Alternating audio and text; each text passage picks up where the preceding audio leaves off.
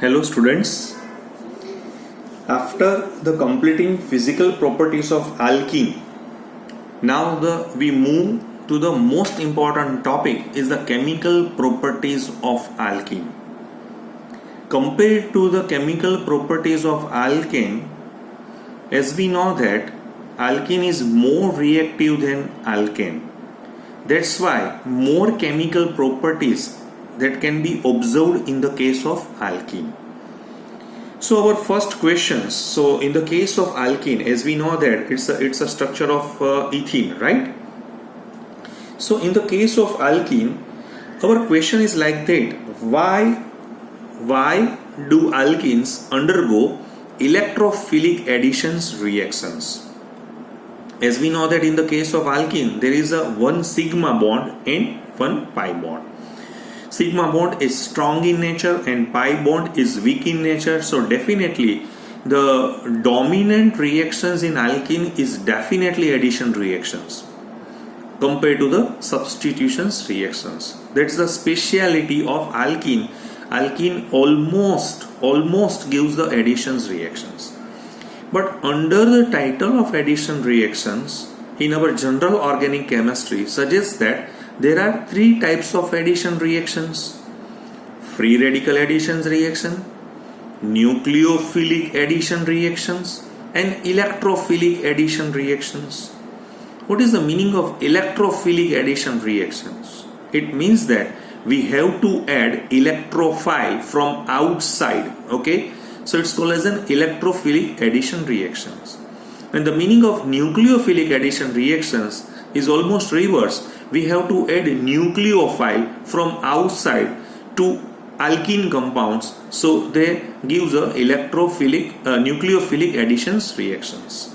So here our question is like that: why do alkenes undergo electrophilic additions reactions? Okay, so in this case we have a certain idea, because presence of double bond which contains a strong Cc sigma bond and a weak Cc pi bonds, right?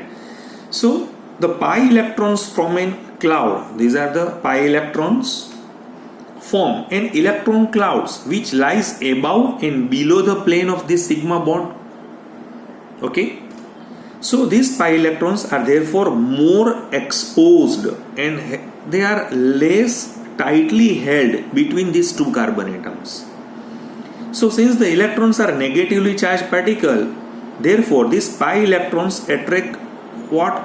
Because they are negatively charged, so definitely they attract positively charged species like electrophiles, and they repel nucleophiles.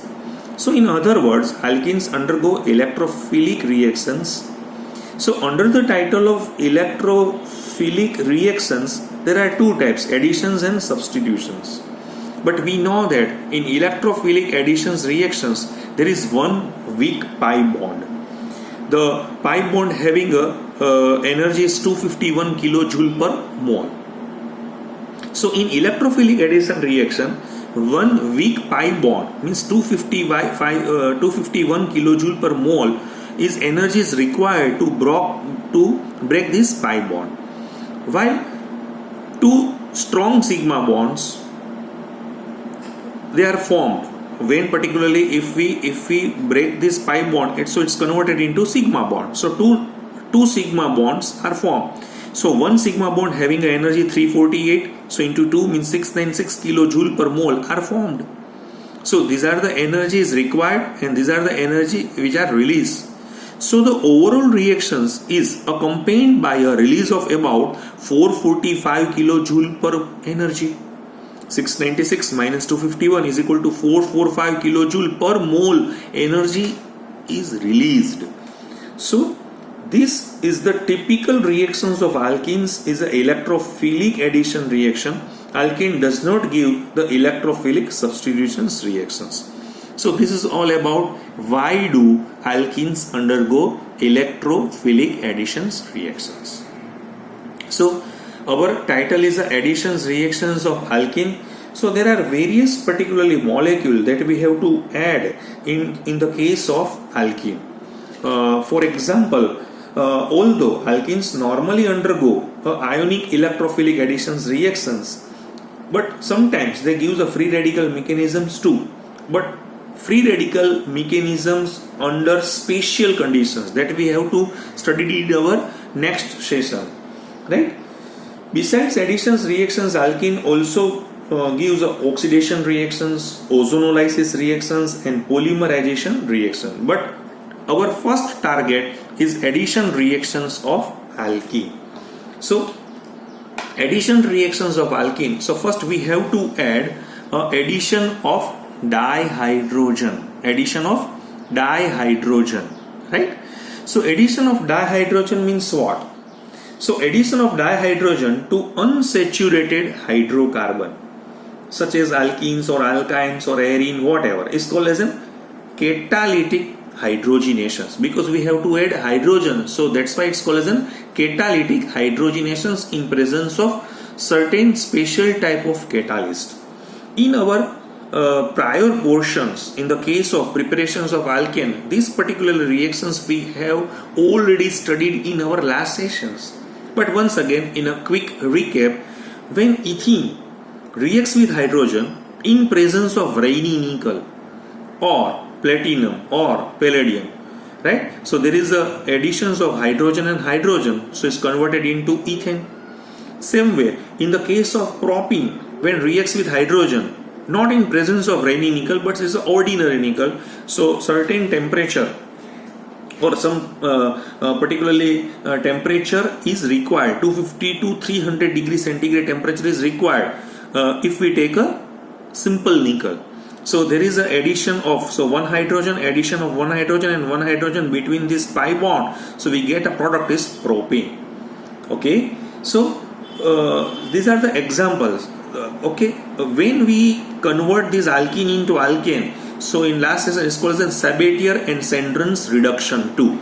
So in some competitive examinations they give the name of the following reactions. So this reaction is definitely called as, and sometimes it's called as a reduction reaction. Some people says that it's a catalytic hydrogenations too. But these special reactions from alkene to alkane is called as Sabatier-Sandron's reactions. In future, this is syn addition too. What is the meaning of syn additions? Means they add hydrogen from a same side.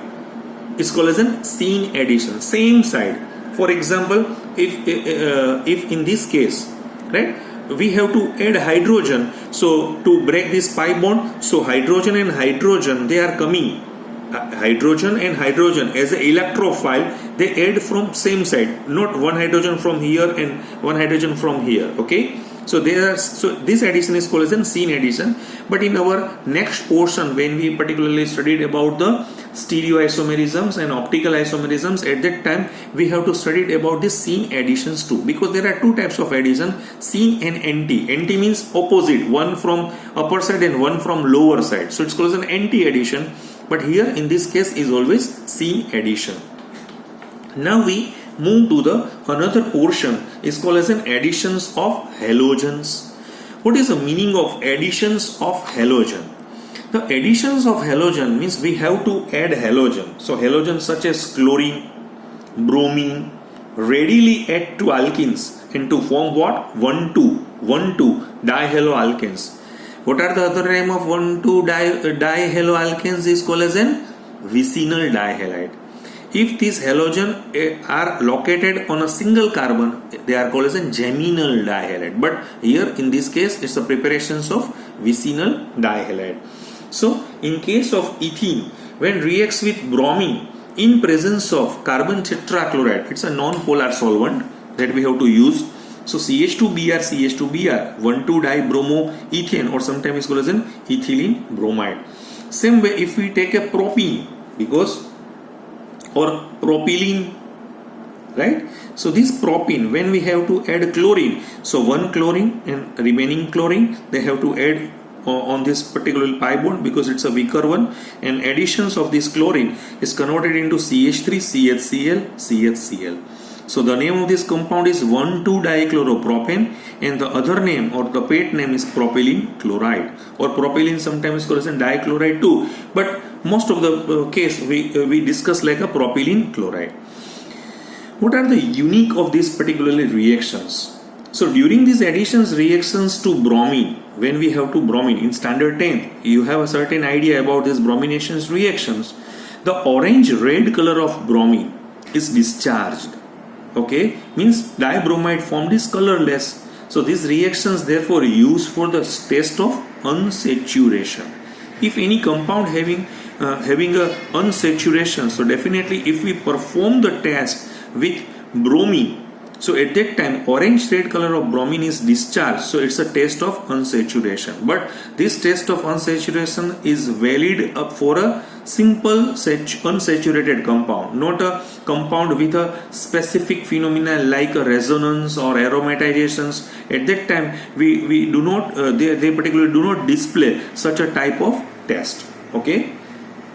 Fluorine, in the case of whatever the students ask that why bromine and chlorine, definitely no, you have to use a fluorine as well as iodine too, but fluorine reacts with alkenes too rapidly, so to be controlled in the laboratory, while iodine does not react with alkenes at an ordinary temperature. So thus the order of the reactivity of additions of halogens to alkene is like that: fluorine, chlorine, bromine and iodine. The same order that we have to observe in the case of substitutions reactions too. Now we, in our NCERT textbook, they do not particularly suggest what's the mechanism behind that. Okay, this is the case, then you have to show the phenomena of anti-additions. Here in this case, in the case of hydrogenations, is a syn addition, right? Now in this case, this particularly alkene when reacts with halogen gives a anti-addition reactions. What is the meaning of anti-additions reactions? So for that purpose we have to focus on a mechanism portions. So in these mechanism portions you observe that when bromine, okay, so let us illustrate the mechanism of this electrophilic additions reactions by taking an example of addition to bromine to ethene. Okay, so these reactions occur by a two-step ionic mechanism. There are two steps. Okay, step number 1 and step number 2. This is step number 1 and this is step number 2. What is in step number 1? This bromine molecule itself, it's a non-polar, as we know that it's a non-polar, but when it come close to an ethylene, because as we know that in the case of ethylene having a pi electrons, and these pi electrons are not tightly connected with the carbon, so they are loose in nature. So this ethylene molecule, the pi electron of the double bond begins to repel the electron pair holding the two bromine atoms in the bromine molecule. Okay, as a result bromine molecule gets polarized, so there is delta plus and delta minus. The positive end of this bromine dipole behave as an electrophile. Now this is called as an electrophile and this is nucleophile. Okay, so when this bromine and bromine firstly converted into polarized bromine molecule, this step is a very slow step.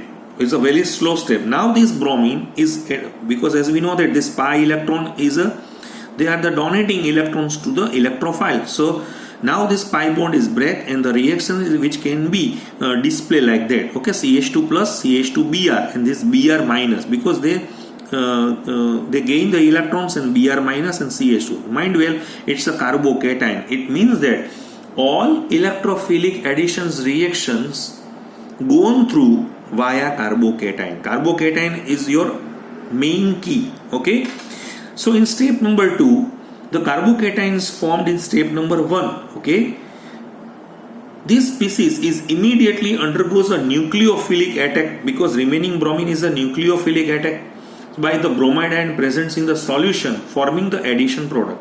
And this step is really fast, so does not affect the rate of the reaction. This is the rate determining step, and this is not a rate determining step because it's too fast. So in chemical kinetics, when the reaction is slow, at that time we particularly studied this type of the reactions. That's why this reaction is called as an anti-additions reactions. What is the meaning of anti-additions reactions?